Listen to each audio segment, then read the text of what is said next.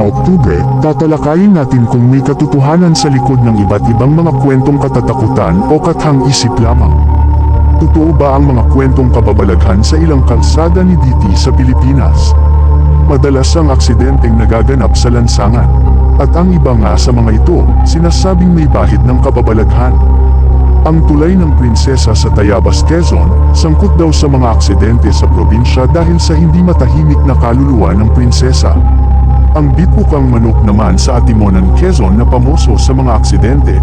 May blackman daw na nagsisilbing premonition sa mga biktima at may pasaherong nang yuyugyug pa raw ng sasakyan. Pastilan sa mga kalsada sa Kamaynilaan, mayroon ding mga kababalaghang nagaganap. Ano-ano nga ba ang mga dahilan bakit may mga kwentong kababalaghang inuugnay sa mga kalsada ng Quezon Province? Samahan niyo ko mga trops at ating tuklasin ang mga nasa likod nito.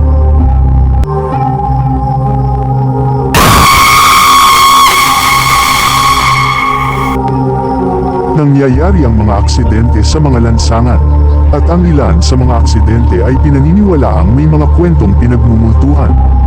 Ang ilang aksidenteng nangyari sa tulay ng prinsesa sa Tayabas, Quezon, ay pinaniniwalaang konektado sa hindi mapakali na kaluluwa ng isang prinsesa. Ang bitbukang Manok Road sa Atimonan, Quezon ay isang accident-prone area. Ang blackman umano ay senyales ng premonition sa mga biktima, habang ilang multo naman ang nararamdaman ng mga motorista habang inaalog nito ang mga sasakyan. Ang bawat probinsya sa bawat bayan may kanya-kanyang pagkakakilanlan. Pero bukod sa masasarap na pagkain, magagandang atraksyon at mayamang kultura, iniuugnay din sa kanila ang iba't ibang kwento ng kababalaghan at nakapangangilabot na mga paniniwala. Nasawi ang isang rider at sugatan naman ang angkas niya matapos ma-accident habang tinatahak ang nasabing tulay noong ika-1 ng Marso taong 2019. Umangga sa poste ang sinasakyang motorsiklo ni RJ Abante na kanyang ikinamatay. Pinaghihinala ang white lady ang may dulot ng insidente na umano'y nakunan sa CCTV. Sa naging viral footage, makikitang nakaangkas ang isang babaeng may mahabang buhok at nakasuot ng puting bestida. Ngunit lalaki ang nakasakay sa likod ni Abante nang mangyari ang insidente. Taong 2018 nang maging viral online ang video ng umano'y white lady na nakasakay sa likod ng multicab.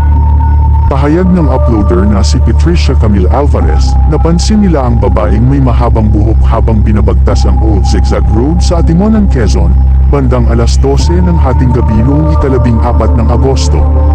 Kwento ng ilang taga Quezon, sikat ang itukang manok sa istoryang kagigbal-gimbal dahil sa dami ng motoristang namamatay. Nadidisgrasya umano ang kotseng sinasakyan ng elementong nagpaparamdam.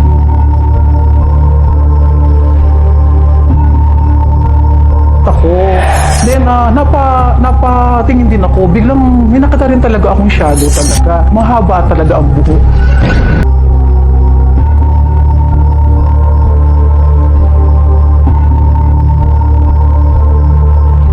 Nakakatakot ay ang mensaheng hatid niya.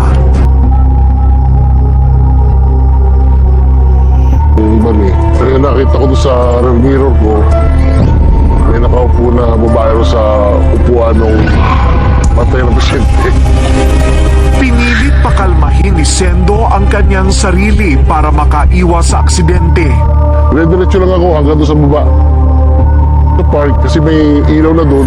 Mayroon na lang ako, nag-handbrake ako, iniwanan ko na lang yung ambulance doon sa labas. Ika nga, kapag nasa sasakyan, ox lang bumitaw sa nobya, huwag lang sa manibela, lalo na kung ayaw ninyong madisgrasya. Paalala sa mga motorista, mag-ingat sa pagmamaneho para maiwasan ang anumang aksidente. Maraming salamat sa pagsusubaybay ka, Trops.